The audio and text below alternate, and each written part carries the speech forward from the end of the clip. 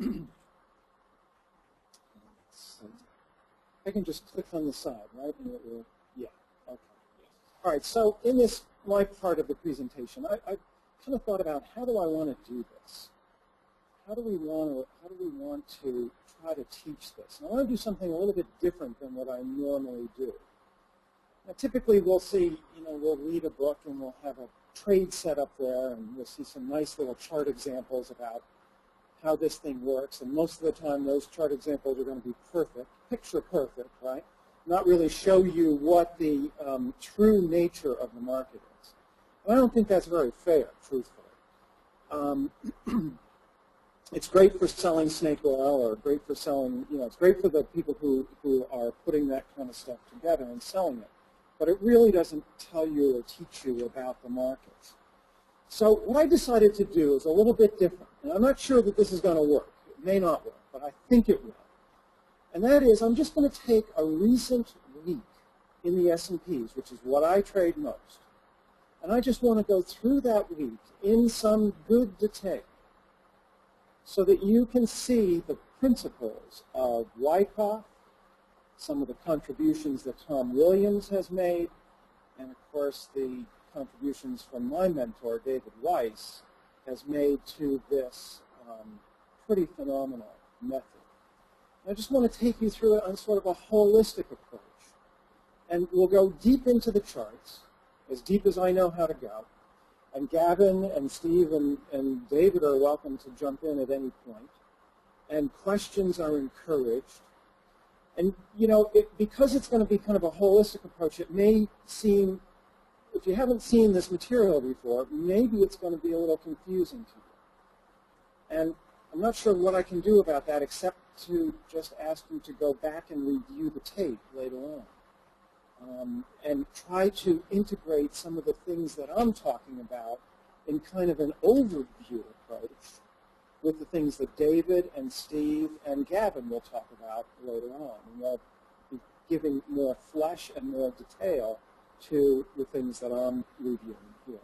Okay?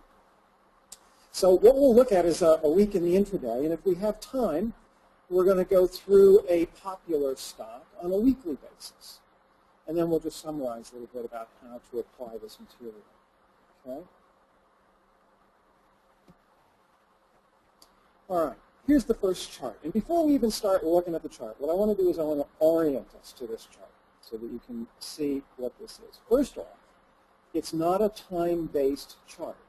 We had a question here from Jack earlier who said that, when I look at overnight data, I get the charts from my broker every morning, and I look at the overnight data, and there'll be one big bar in there, and then all these little things, and I can't really read this. Okay. That's the case in the S&Ps, even though it's probably the most actively traded U.S. market or U.S.-based market around the 24-hour cycle. If we were just looking at a 5-minute or a 10-minute chart, which this is approximately that, we wouldn't be able to see the overnight action very well. This is called a tick bar chart, or more properly, an equitick chart. Equitick chart. What's an equitick chart? It's a price bar that is based not on time, not on 5 minutes or 10 minutes or an hour. It's a price bar that is based on trading activity. So when it's 9,000, and you can make it a 27,000 tick bar chart. This software goes up to 65,000 ticks per chart. You can go down to 1 tick if you want to. In the S&Ps, most days, given the current activity, a 9,000 tick bar chart is about a 5 or a 10-minute chart, give or take. Used to be we would use a 1,000 tick chart for a 5-minute equivalent.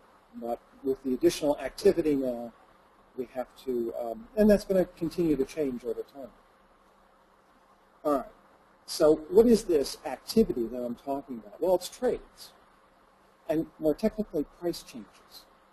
So in each bar here, there are 9,000 changes of price, 9,000 times that the price changed.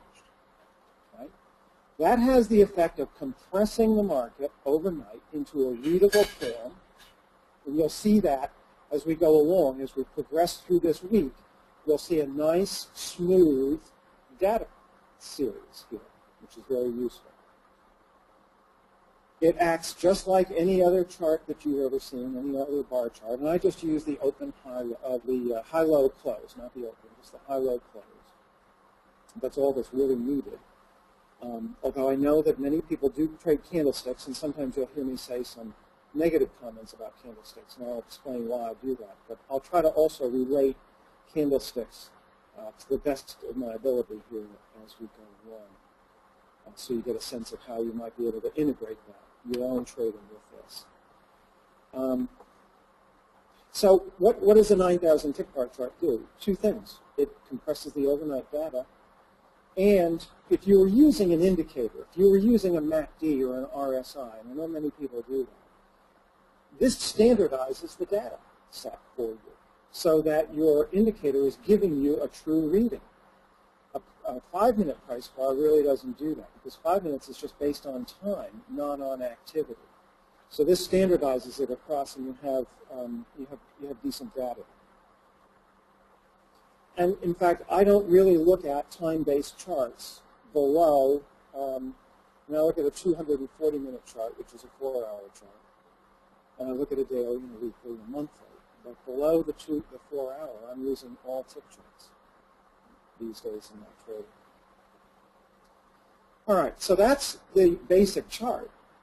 And on this chart, I have, you can see, let's see if I can use this. Change the color here to blue. And you can see I have these funny-looking triangles down here. Well, this is volume. And this is the Weis wave. This is the volume component of David's pretty phenomenal little indicator that measures the volume of the wave. Wyckoff thought and conceived of the market as behaving in a wave-like structure. We have, for example, a down wave and then an up wave. A down wave and an up wave. Down wave and an up wave. A large up wave occurs here.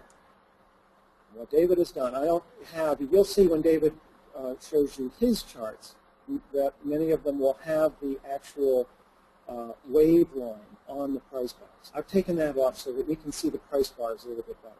But normally when you use this wave chart, when you use the Weis wave, you want to include the wave,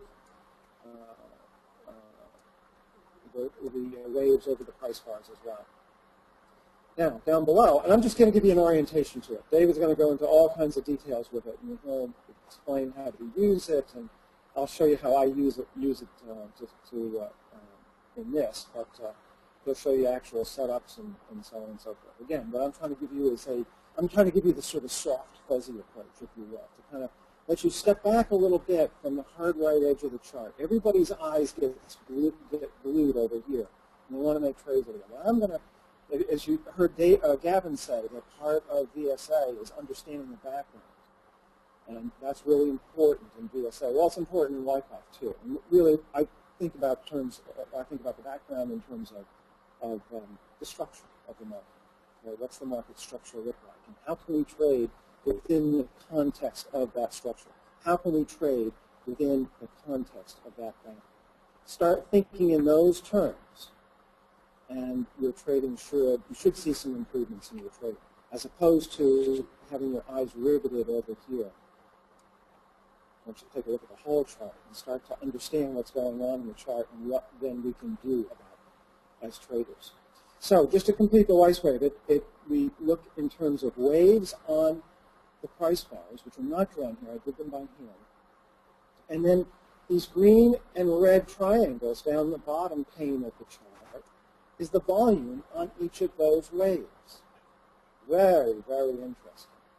Because what this measures then is the demand coming into the market and the supply coming into the market not on individual bars, but on waves, right? On moves. You can think of wave as a swing. Right? And David will go into much greater detail about that. All right, so how do we start to trade this? How do you think we want to? This is the day's data here, day number 2. You can see that here. Day number 2, complete data for that day. How would we trade this? What would we begin to notice about this market? Pardon me? Trade it short? Well, maybe, if we were looking at the end of the day, but let's go through the day and see what we can see here. First thing I would do is I would look at yesterday. Okay? And what do we see from yesterday? Look at day 1 here. We see a downtrend. Right? What's occurring? The market's moving down. Kind of what I would call a grinding down move. We're not seeing large swings and large waves here. We're seeing some, as you can see from the volume here. But we're moving progressively down and down and down. And as we move down, you can see that the volume is very strong to the downside. We have supply or selling coming into the market. And for anybody to have gone long here would be a trading error, really, on this day. Right? When we compare the up volume, here's an up wave here, right? Very close to the end of the day, and we look at that volume that comes in. It's nowhere near in comparison to the other waves here in terms of amount of volume. There's just really no demand in this market. Right? Everybody see that? Everybody get the idea? Okay, so we're in a down move, and it's an intraday move, and sellers got short, people got short, some people tried to buy and they got hurt. What happens the next step? Anybody have an idea what that might be, what that might look like?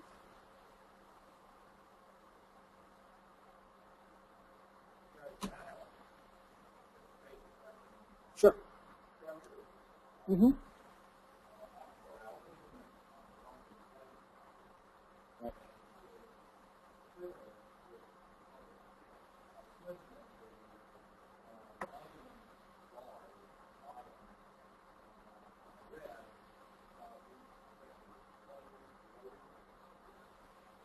The way the wave works is when we're in a down wave, it'll require a certain amount of price movement to change it from a down wave to an up wave.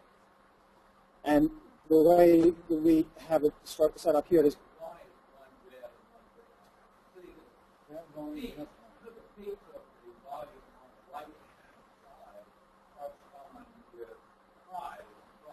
right.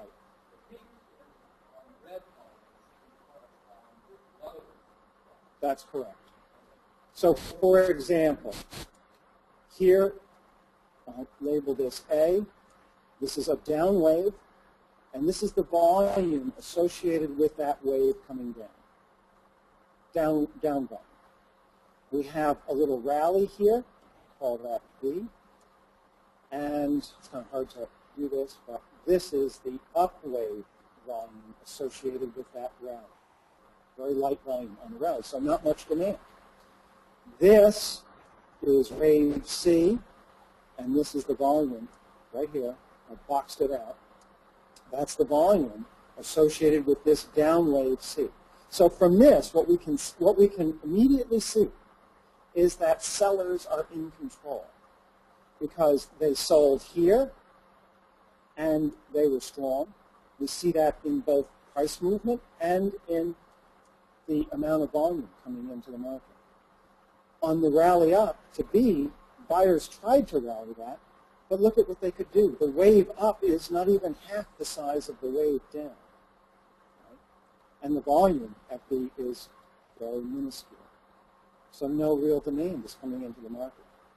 Sellers see that, and they immediately come back into the market and drive the market down lower in wave C, and you can see all the volume that comes in it, all the selling that's going on.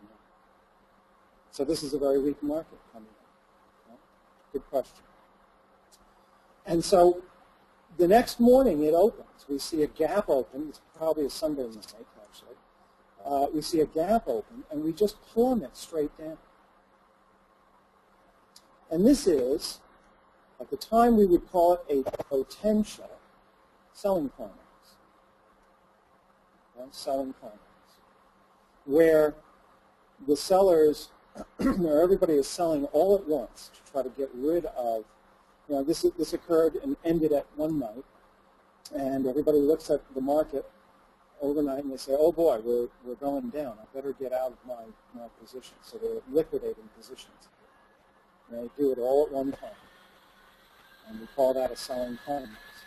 And we can see, I'll show you other examples of the climactic action. But typically we see almost a straight move down on a selling climax. We see wide price bars, wide spreads or ranges in the price bar, which is the difference between the high and the low. Spread or range is an equivalent term. Okay? And it just signifies capitulation. And it often marks the end or the near end of a move. Now, on the next slide, notice what I've done here. I've circled those price bars. What do we notice about those price bars? What do we notice about what's inside the circle? What do we notice about those closes? Anything? Closes are high. They're coming off the bottom, right? What would do that? Only one thing, and it's not selling.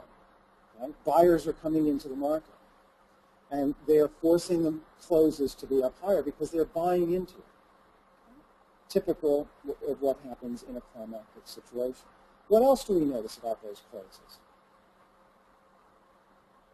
They're all basically in the same area, right?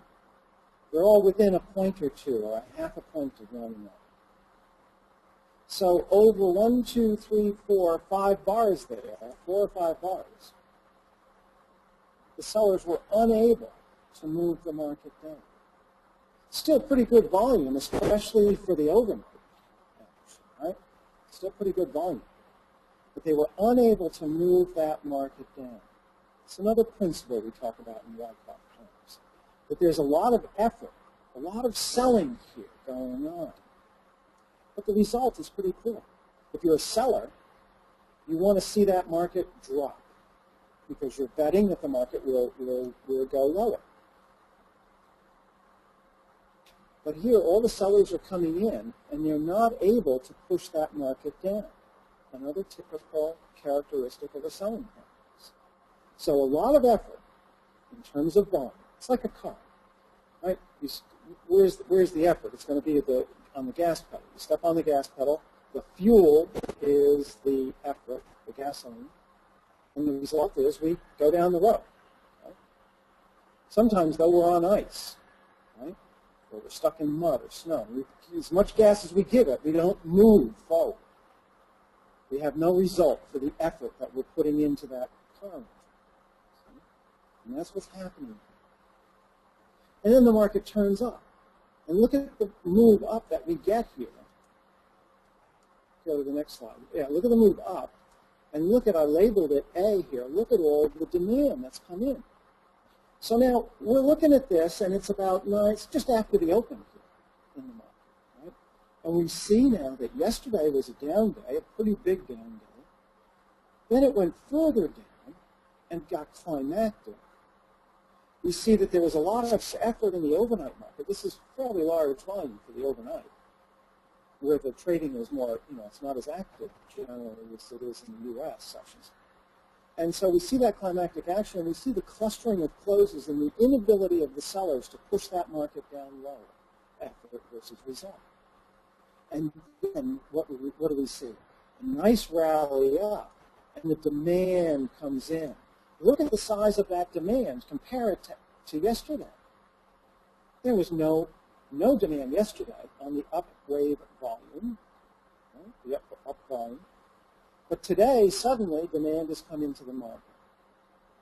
So there's been a change of behavior, hasn't there? Yesterday's behavior, it was all selling. You couldn't buy a buyer, right? If you think about it, the buyers were very, they were not aggressive at all. Today, the behavior's changed. Now buying dominates the market. So as we come into this, into the U.S. session, around 9:30 or 10 o'clock in the morning, Eastern time, New York time, we want to look to be a buyer because behavior's changed. And we see that in the chart. The structure of the chart has climaxed, it's held, and now we see demand strongly enter the market. Okay? Any questions? Yeah. Good. One says that weakness is not not that one of the cards that is very high for you not sell. Mm-hmm. So make you repeat that first if you read it. What is that? It's ultra high for Right. And I will. And Gavin asked a question. He says that Tom Williams often says that ultra-high volume on uprise are, generally indicate weakness. But here we have that ultra-high volume on A, and the market's going up, and then it holds and it continues to go up further. Why is that? Well, it's the background. It's always going to be the background. You have to keep that in mind. And the background here is we have climactic action and a holding of that market and a lack of ability on the sellers to push the market down. Smart people who understand how to read the market, the smart money, the professional traders, and us as well, if we're in tune with the market, we notice that. And we say, well, we want to buy them. And so buyers who can read the market like this become eager to get in. And they're willing to pay up for that market, to buy that market. So a rally on high volume in this context, remember I said what we want to do is relate structure, our trading we want to relate our trading to the structure of the market, to the context of the market. So in this context, this is very bullish. It can seem confusing, I know, but you have to be able to see that not only there's other ways to look at this too. Not only are we moving up on strong volume, but we rally back up through the down gap, the gap down. Right? And we rally back up into yesterday's close after a strong gap down and a strong move down. Not only that, but we see the biggest up wave since the down move began. And that's a change of behavior, what we call a change of behavior. Very important. So we see this coming into the market, and so we want to be buyers. We want to look for a buying opportunity. And shortly after the open, within an hour, we get a beautiful buying opportunity. Anybody know I've got a green arrow there, and we'll go through this in some detail. Why is this a good opportunity to make a long trade? Why is that a good opportunity? Anybody have an idea? Besides the background conditions that we have here, in terms of the climactic action and the good solid rally up. I'm making it right here on this green arrow. That's where I'm buying. Okay? Mm-hmm. Jack says that we have a move down with not much, some volume coming in, not much move down, not much price move down, which is exactly right. We can see here that we've had a good rally up. Now we expect some sort of a pullback, right? Look at the character of this pullback. It's basically going sideways. We're not seeing a strong pullback, are we? Okay? We get a little volume here, not surprisingly. There's some profit taking going on. But it's nowhere near the volume that we saw on that initial wave up. Okay? This is momentum that's come into the market, what I call new momentum highs. If you were looking at an oscillator, like a MACD or a 310 oscillator or an RSI, you would see that oscillator jumping to new momentum highs. Okay? Well, we don't need an oscillator. We can see that in the structure of the chart. We can see it on the waves of the chart and the wave volume of the chart. New momentum high. And then we just go sideways. We don't do anything. But at the very edge here of this little tiny trading range, what happens? The market dips down underneath the support level that it had established a couple of bars back, a few bars back, finds no supply down there. Look at the small, narrow range of the bars. We have bars are a measure of activity. Remember, I'm using a 9,000 tick chart here. Okay? So all the activity is the same. Look at the small range. This is effort to go down. There's 9,000 price changes in here.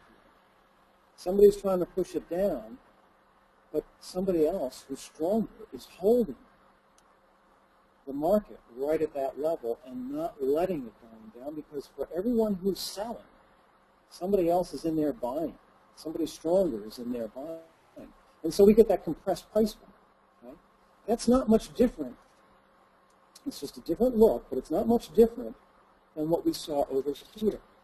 And you're going to say, well, wait a minute, how does that work? Well, we have a lot of effort to go down here, right, with the volume when we don't get any progress going down. Here it happens much quicker, and it happens a little bit different, but there's still 9,000 price changes in there, an effort to go down, and there's no result. Okay? And then the very next bar is our confirmation that we've got buyers stepping back in. This is a spring, and this is where we can buy. This is known as a spring, where the market establishes a level of support, rallies a little bit away from that, and comes back down underneath that support level for a bar or two. And don't get hung up on how many bars. It's less important than seeing the concept at this point. And David, I'm sure, will talk about springs. And there's more to I've got more to come on springs too. And then the market rallies back up above that support level. That's a spring. And it's a wonderful trade, especially in this context, because we have buying coming into the market. So we want to be a buyer, and this is a perfect spot to go long. Yes?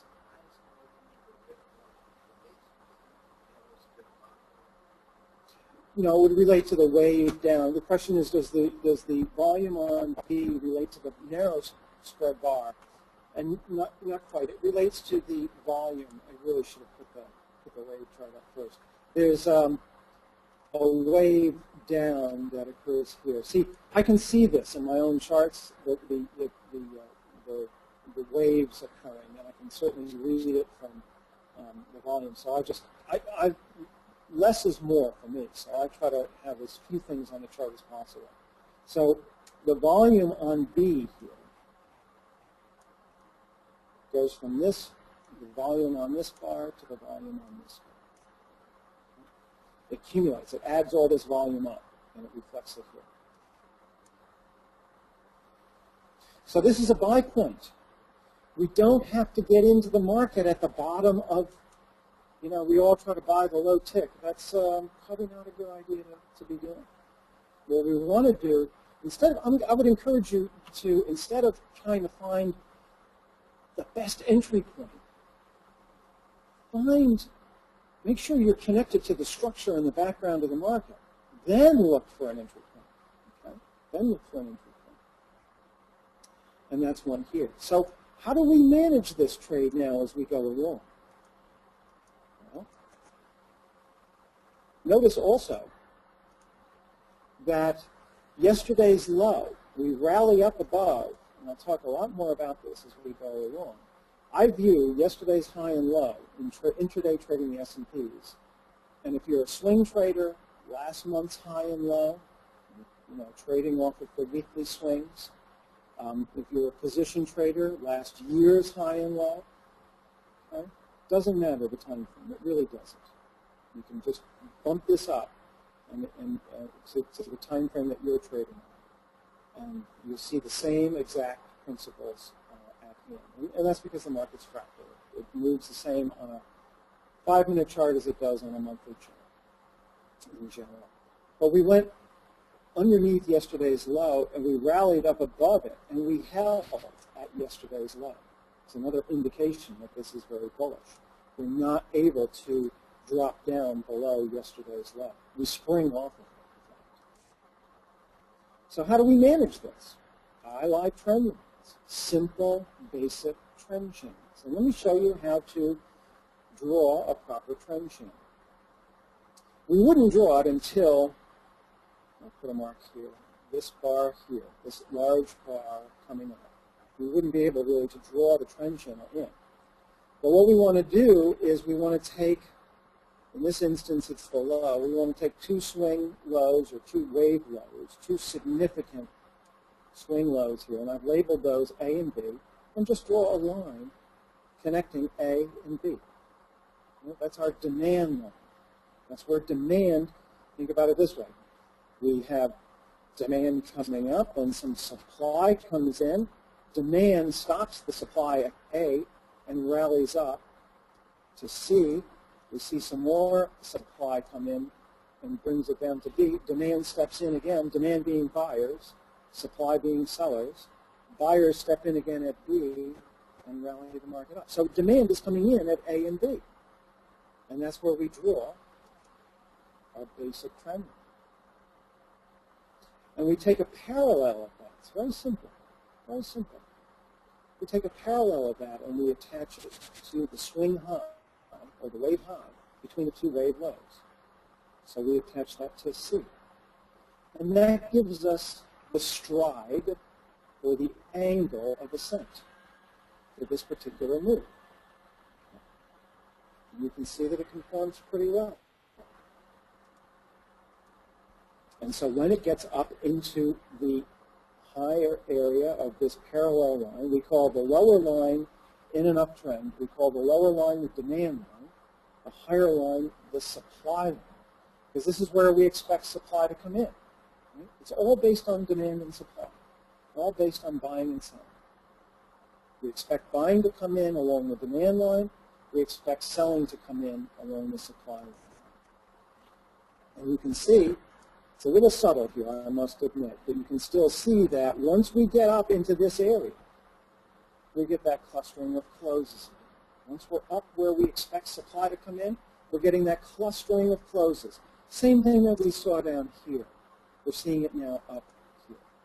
And that's our exit point. That's the market signaling to us, okay, Gare, time to get out. You did a good job. And so, I don't know how many points this is. Let me just take a quick look here. About probably 7 or 8 good points, S&P points in this kind of a little swing. Right? A nice trade, a very nice trade in the S&Ps. Could we have gotten in down here? Yeah, if we were an aggressive trader, we could buy that. And some of us might do that. But the easier, safer, more relaxed way is to first notice the change in behavior, understand that structure is, the market has now pushed back up to yesterday's low and is holding its gains up there, and then it gives us a spring. And it dips down underneath that support and says, there's no more supply down here. Let's go higher. And there's our entry point. And we construct a little trend channel. We wait for the market to get up towards the supply area. We see the clustering of closes, the inability to push that market higher. We say, thank you very much. We'll take our 6, 7 points. And it's a nice day. This is how we use Wyckoff, or at least how I use Wyckoff.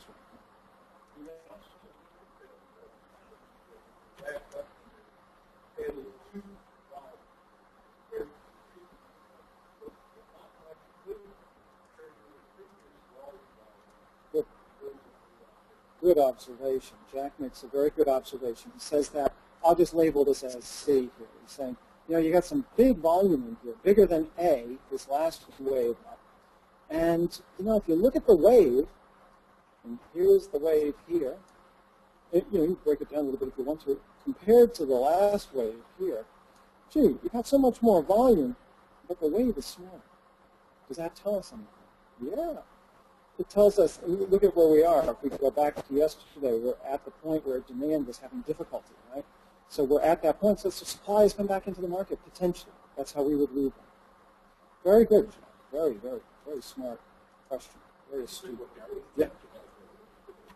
How's the temperature for everyone? All right. So how does this seem? Does this seem useful to kind of look at the markets these ways, to kind of look at the chart these ways? It's a little different, I think, than perhaps many people are used to. Well, let's see what we can learn now if we go on to day 3. So here's yesterday that we just looked at, day 2 over here. And now we have day 3. And so, Jack, look at what happened. On that volume up, we saw effort to go up, met with, you know, a little bit less result than we saw here. It's clearer here now, isn't it? Because I've changed the orientation of the charts. And now we start coming down. So what do we notice on this chart? What do we notice here about what's happening on this chart? No buying at all. Well, there's a little bit of buying down below. Yeah. First thing that I would notice is that here's that low from yesterday that we sprung off of. Now look at what happened. We're back down below that low. Son of a gun, huh? When we're trading the S&Ps, if you're trading intraday trading any market, but in particular the S&Ps, pay attention to yesterday's high and low, the 2 or 3 day high and low, you know, the ones that are close by, because they are significant. It's where demand or supply stopped on the day before. How much time have I got left here? Okay, good. All right, so I'm gonna pick up the pace a little bit because I've got a lot of charts here to go through. We may not get through all of them. That's okay. What else is happening here? What's happened here compared to this arrow here? What's happened? Pardon me? I'm sorry, I can't quite hear you. They jumped. Yeah, they broke the ice. Actually, they came down below. But what's happening here? What's happening here?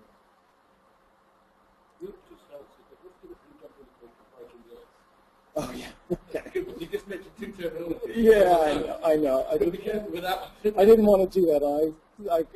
Gavin said you just mentioned 2 terminologies, and no one knows what you're talking about. And I realized it as I was saying it too, and I said, oh God, why did I do that? Okay. This is falling through the ice, and it's a story about supply coming into the market. And it comes from Bob Evans, who was the director of education and actually owned the Wyckoff Associates back, when did he own? Jay, the 40s, 50s, 60s, I guess? Yeah, in the 40s, 50s, and 60s. Wyckoff had set up an educational organization to continue to educate the public on trading the markets. And Evans was a very, very good trader and a very, very smart man. And he wanted to make sure that everybody understood what was going on in the markets in the easiest way possible. And so he used to tell these stories. And of course, in the 40s and the 50s, it was just after the Second World War. And here in the United States, the Boy Scouts, and I think in England too, the Boy Scouts was a very up-and-coming organization. I remember I was a Boy Scout as a kid, and just about all of my friends were. We all thought that was really cool. So Bob Evans would talk in terms of, in his day, the Boy Scouts, that there was a Boy Scout walking along a lake, a frozen lake. And he'd walk along here and he'd see, oh, the ice is a little thin here, I better go around that, but doesn't go through the ice.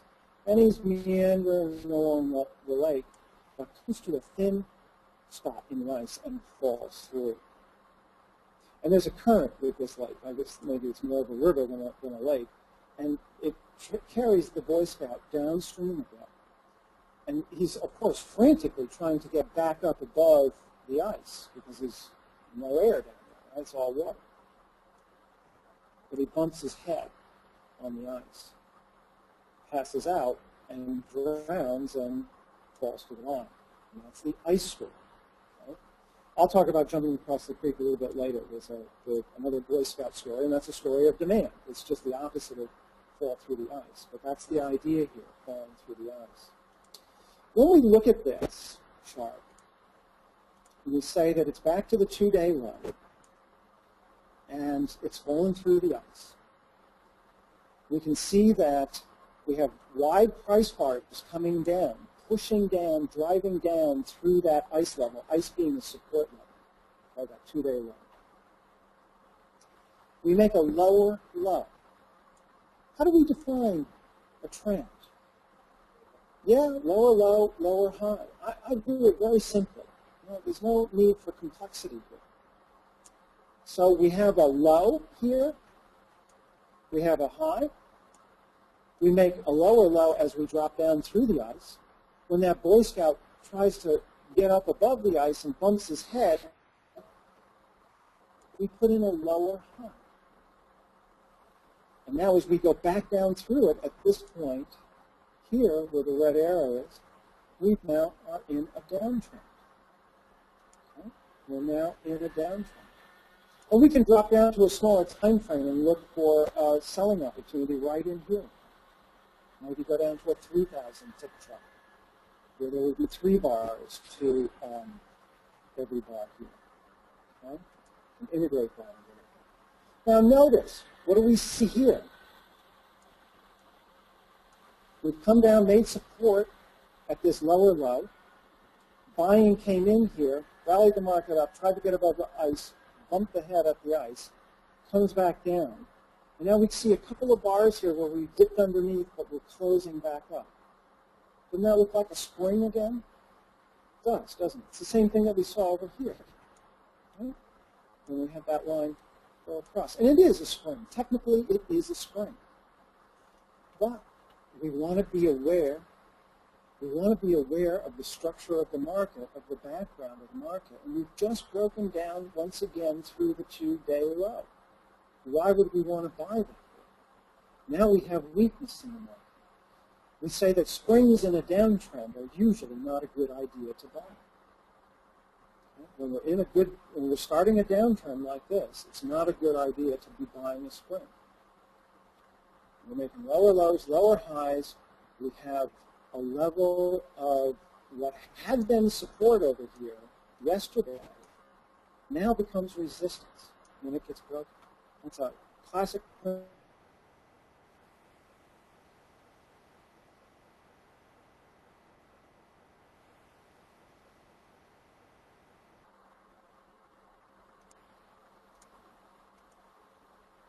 So we can look for opportunities to make a trade. Also, notice on this spring, on the up wave after the spring, there's no volume.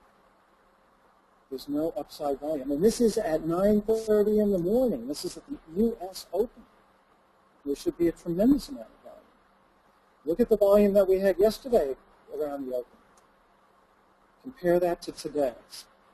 Always going back and forth, comparing waves and volume of wave with the most recent waves and the current wave to assess the strength of the supply or the strength of the demand. And here demand is weak again. And we can look for an opportunity to take a short there as we're starting to punch down through.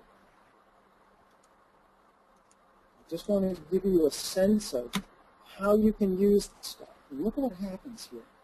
Now, just as we did before, we want to draw a trend channel in. Now, I first started it from this point and this point, and that's that light red line here. But you can see that we make a lower high in here when we bumped our head against the ice. And the better trend line, we're always adjusting trend lines. This is an art. This is not, it is a science, but it's also an art. And this is the art of it. We have to keep adjusting trend lines. And so we would adjust it, and the proper trend line here is the heavier red line down.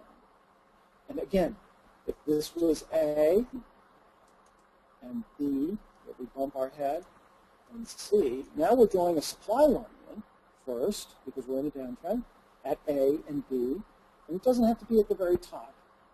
Well, we started that way, but when we see a lower high in here, and as we come down at this point, we will draw our trend channel a little bit differently. We run it off of these two. And notice as we come up here, near the trend line, we start to get things like hidden up thrusts and other things that Gavin will be talking about a little bit later, where you can take a trade opportunity. Okay? But again, I'm trying to give you this soft focus, looking at the structure and understanding it from that perspective. And we come down. Right? Notice how we come down here. We come all the way down and look at this intersection of trend lines. We have an intersection here of a supply line. I'm sorry, the demand line, and this down. This is the demand line, this red line, and this is the supply line here. And yesterday's low, son of a gun. The market's telling us well in advance that this is where we want to exit our shorts if we get down on that. And of course the market did. So we come back down to support. Then what happens? Again, we start to see that clustering of closes. We start to see the activity occur there. Now, notice what happens here. On wave C, which is this wave up, we see a very nice amount of volume coming in, larger than the last down wave in volume. And we're at support. It's not a surprise, but demand would come, buyers would come in at support. So now we have a potential change of behavior. We pull back. Now we haven't broken the supply line yet, but we're very close to it. And we again see that clustering of closes here. So an aggressive trader might take a long position here. Okay? Because why? Because we're oversold in the trend channel at support with down wave diminishing and buying waves coming into the market. And we're about to break the supply line. If this started to go down here, you would have to jump out of your short. Jump out of your long, exit that long, and take a short, a smaller loss. But you're near the danger point here, where if it does go against you, it's not a huge loss. Okay?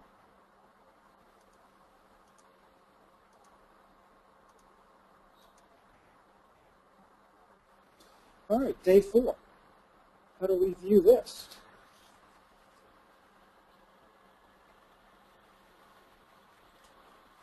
Here's yesterday's market on day 3.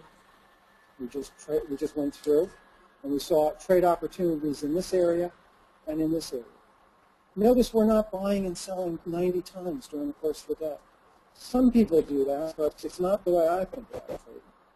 I'm trying to take pieces of the swing. I'm trying to take pieces out of the swing, the main swings of the market. And lots of times in the S&Ps, most days in the S&Ps, you get at least 2, sometimes 3 decent swings in the market. Sometimes, some days you don't get that, but typically you do. And you can see that yesterday we had 2 good swings,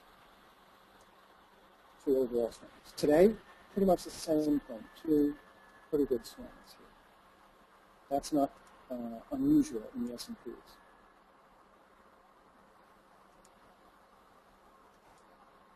So we saw a little demand come in yesterday, right? And yet, we're coming down here. And we came down to yesterday's low, and the rally trying to push up above yesterday's low is pretty minuscule. And this is right at the open. This is now 10 o'clock in the morning. And we see no volume coming into the upside here. And we've been dropping down all night. So if there's no demand, then sellers have a chance to try to take it underneath yesterday's low, and that's indeed what they do. And we get a little upthrust in here. And an upthrust reverse the spring, where we have been seller, where the market rallies up, but there's just no demand on that rally. You can see it in the volume. You can also see it in the price bars. They're overlapping here. One bar is up, the next bar is down, maybe a couple up, one bar down. There's no ease of movement here. There's no impulse. We're talking about Elliott wave earlier. There's no impulse move here. There's no new momentum. Just the opposite of what we've been seeing, and what we saw the day before yesterday with momentum coming in. And so a little bit of resistance comes in, the market dips down again, and then it tries to rally one more time, and it's very weak. It pokes its head up above resistance, but fakes. Yeah, Ken has a question.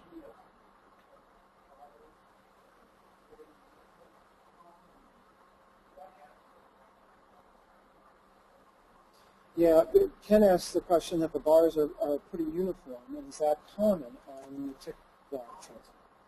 Volume-wise. Oh, in here. Not at this time of the day, no. Ken asked the question for those who are on the webcast, that the volume is pretty uniform here. This is the open right here, the U.S. Open at 9:30 in the morning into 10. Usually that's some of the heaviest volume of the day. And we don't see that at all, do we? We don't see that at all. So that generally means that the overnight activity is going to continue. And this activity has been down, and we see the upthrust coming in, and that's a nice place to take a trade. Okay? But where do we go? We put our 2-day low line in here. I know we can't see it on this chart, but there we are. We're back to the low of 2 days ago. Okay? Market moves between support and resistance. And what I'm trying to show you here is we may be trading off of the equivalent of a 5 or a 10-minute chart, perhaps. But where the buyers and sellers come in is on the higher time frame. So I'm giving you a little look at using multiple time frames here to frame out the structure of the market. So if this is a 2-day low that hasn't really been tested, hasn't been penetrated yet, and it's in this vicinity of where we're trading, then it's going to serve most likely as a magnet for the market to try to go to. And we want to be aware of it. And then we want to look at the activity around the trading around it. And what do we see here? Not a heck of a lot of downside volume. Yes, it's bigger than anything else in the morning, but are we seeing the same kind of volume that we saw yesterday as the market was moving easily down? No, not really.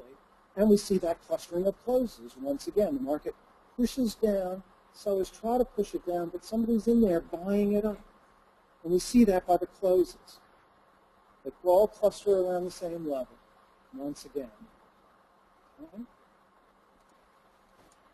So if you were an aggressive trader, you could make a purchase here, and you're near the danger point. If it goes against you, it's not a big loss to sustain.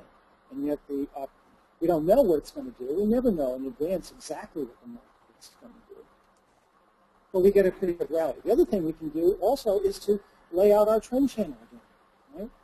And here we have a phenomenon known as shortening of the thrust. We said that we can construct a supply line and a demand line. And in a downtrend, we see that supply comes in, and that's very nice. We would expect the market to go pretty close to this trend channel, the lower part of the trend channel, before demand comes in. That's our expectation. Okay? We would expect the market to come down to this level. Well, what's it do? It doesn't come down here, does it? It holds a higher low. Or it holds up higher, I should say. Okay? So the thrust, or the wave down from Jack, this is your observation from here, we see larger volume here and no real move down, effort versus result once again. We see the volume come in on this, but we're not able to get all the way down to the demand line. We call that shortening of the thrust. And it's just an indication, it's an indication of one of two things. Either supply is tired out and there's just no more supply available to push the market down, no more selling available to push the market down, or demand is coming in earlier than we anticipated. Either way, it doesn't matter which is the case. The odds are now good that the market is going to rally. Okay? And if it rallies off from here, it's going to break the supply line, and that's exactly what it does. And we start to see volume coming in at B and C. The wave volume start to come in. And so now buying is slumping demand.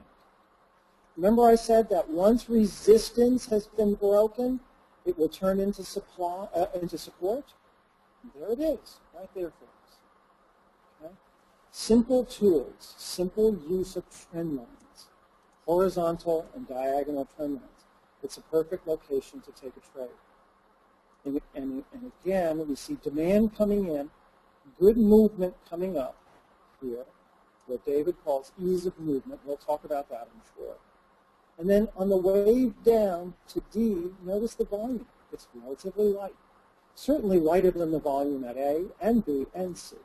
So there's no supply there. If there's no supply and we have demand in the background, which we do, we want to target, we want to trade to the long side. Make sense? Okay. So How do we manage this trade?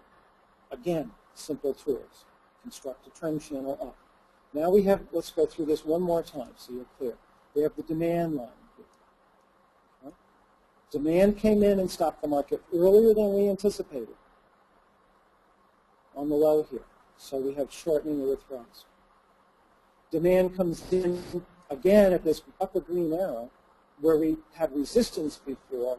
Now we expect it to turn into support, and it does. So we can construct a demand line off of those 2 points. We take a parallel of that. Most charting packages will do this. And we place it on the swing or wave high between our 2 points of demand. That's where supply came in. And that's where we construct our supply line. That gives us the angle of ascent. We call it stride, but angle of ascent is fine. And what do we see up here? We see it is difficult to move the market up. And we'll go through more of a bar-by-bar reading in the next session that I do tomorrow. So you get a bit better handle on how to read individual price bars. Again, I just want to give you kind of an overview here and show you the richness of this method and the opportunities that are available with this method to trade in a fairly calm and logical manner without jumping in and out of the market and saying, is it going to do this, is it going to do that? What does this guy say? What does that tipper rumor? Who's doing what to whom? And what does my indicator say? Oh my God, that's too much information. You know? Too much information. Keep it simple. Keep it logical. So we start to see the inability of the market to move up, and we're at the supply line. We expect supply to come in. It's not a surprise for us. And we've had a pretty good trading day. We've made 2 trades, 3 trades maybe here. 3 if we're aggressive, 2 if we're more conservative. And we've had a nice day. So let's take a look at the last day here. This is, of course, day 4 is what we just did. Let's take a look at day 5. And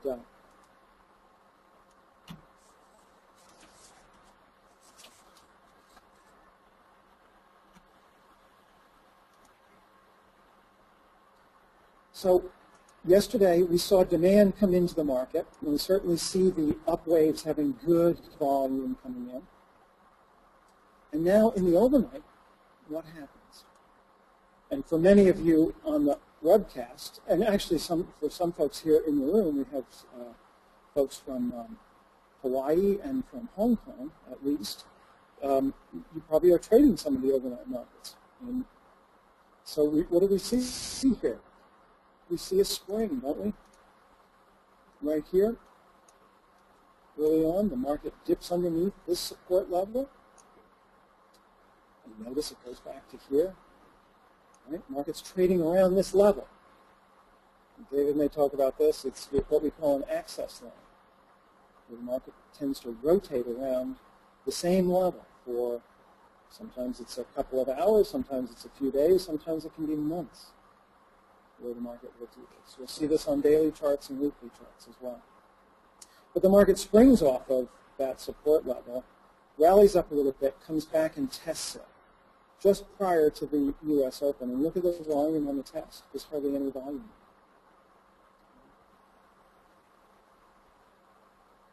It's not a bad buy point. Sometimes springs take off immediately. Sometimes they get tested. This one gets tested. Where's our initial target? Well, yesterday's high is not a bad idea. Remember, we're talking about the lows recently. The highs are just as important. We want to always be aware of those. And they serve as a magnet to go test to see if supply is still there. Remember, the market's always in a discovery mode. It's trying to discover, is there more demand or more supply, more buying or more selling in the market? And the daily highs and lows are where yesterday the market stopped because sellers came in or buyers came in at the low. So it's not unusual for the market to want to go back up and rediscover and test. And that's what it does. And notice we get that good volume. It's almost the same as the other volumes, but we're not getting much of a move up here. And then look at what happens here.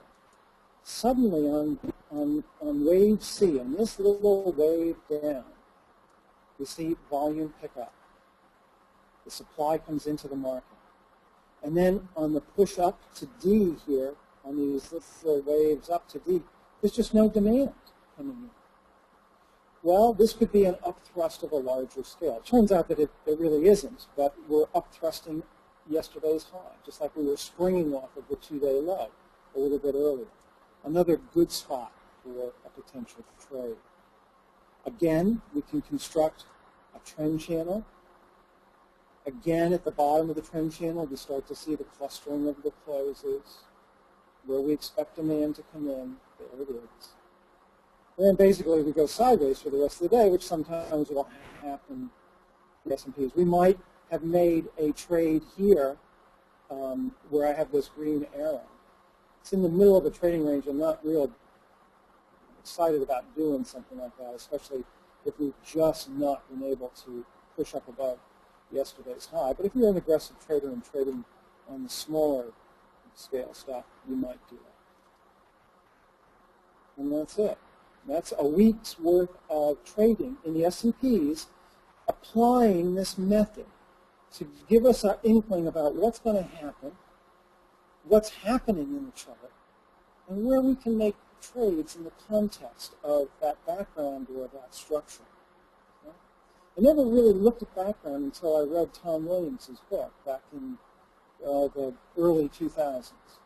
I had sent him, it was 50 pounds, I think, at the time. It still is. I had to figure out what that was in America, in real dollars, right? In real money. Real money is pounds. Real money is pounds, Gavin says, yeah. So it was, yeah. So I sent him whatever the equivalent was in U.S. dollars, and he sent it back with a nice note in the front. He hand-signed it, in other words. It's one of the treasures I have. And he started talking about the background and how important that was. And it opened my eyes to this. It really did. You know, I certainly stand on the shoulders of David and Tom and Richard Wyckoff in all of this and how I view the market. But the nearby background conditions are really, really important. And that's one of the principles that I go by every single day. What's the back? First and foremost, I'm not looking at the edge of the chart. I'm looking, as I try to state what to do, what's the background saying to us? And Jack asked me if I'm looking at 3 or 4 days because I'm trading interday, and that's exactly right. In fact, I'll start with a weekly chart at the end of the week, and I'll go from there. Always, always, always, always, always attentive to trading around yesterday's high and low. And that can be 2 or 3 days out, you know, depending on what the market looks like. Always comparing the waves, the size and duration of the waves, and also the wave volumes. Always comparing those, as I tried to show you. Always looking for changes of behavior. Now, one day we're coming down, suddenly we get good demand coming in, and we don't have to be flummoxed by that. You know, we don't have to be all of a sudden there's demand when I thought it was going to be a selling day. If demand's coming in, and demand's coming in. Look at the charts and see if you can figure out why. Well, because we're at the 2-day low. That's logical. Demand came in there before, a couple of days ago. It's not surprising that it comes in today, again. Okay? And then we look for trades. Selling climaxes. We see that climactic action. I'll show you some buying climaxes later on. Clustering of closes. Boy, what a nice little indicator, isn't it? You can start to see it, you know? But we need to relate it to everything else that's going on. It's a little bit like a puzzle. Springs, tests of springs, and failed springs. We look at all of those. All of those are good opportunities for trades. The lack of demand, what Gavin will call no demand. Gavin Cummings calls no demand. So we want to be able to see that. Looking at and constructing and adjusting our trend channels. You can see how useful they are, and they're very simple. They're very simple. Now, it's not to say that we're not going to be adjusting them. We are. Sometimes we put them on, and the market goes right through them. Okay, then redraw them. until we've got the right one. And there will always be a right one, as long as this is a trend. And then breaking these trends. We saw how demand came in earlier, that shortening of the thrust. It didn't go all the way down to these demand lines. We're holding up a little bit higher. Now we expect to break the supply line.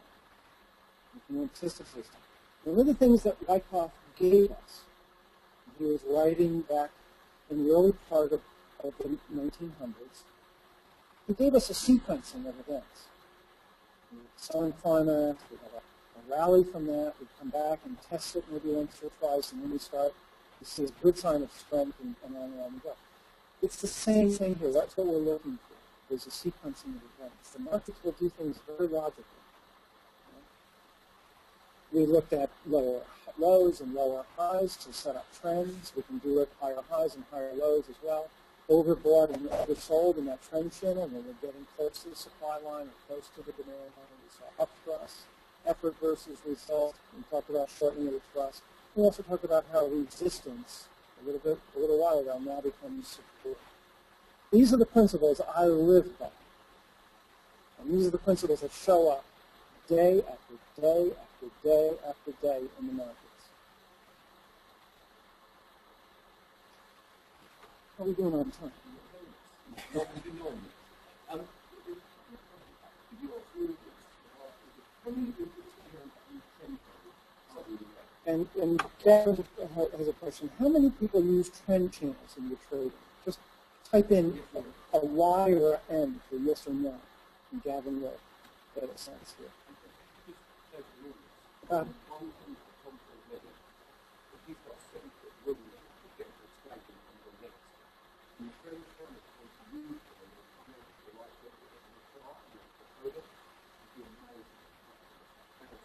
Gavin's talking to the group here now about how Tom Williams, when he was a chart maker for the hedge fund or the syndicate in California, when he first started out, he was drawing charts by hand and drawing trend lines, and he had a 7-foot ruler, 7 feet, that's bigger than me, a 7-foot ruler that he would use to draw trend lines on his long-term charts, because they are so powerful.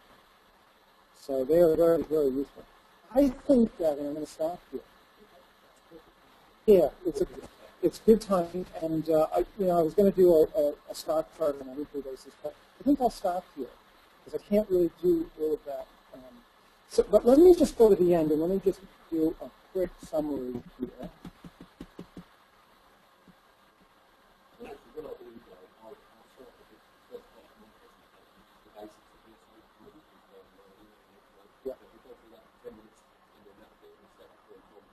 Good. And then, okay, Gavin just said that he's going to do about 10 minutes now after I finish on the basis of DSA, and then Tom Williams will come in, which will be great. I can't wait to hear him.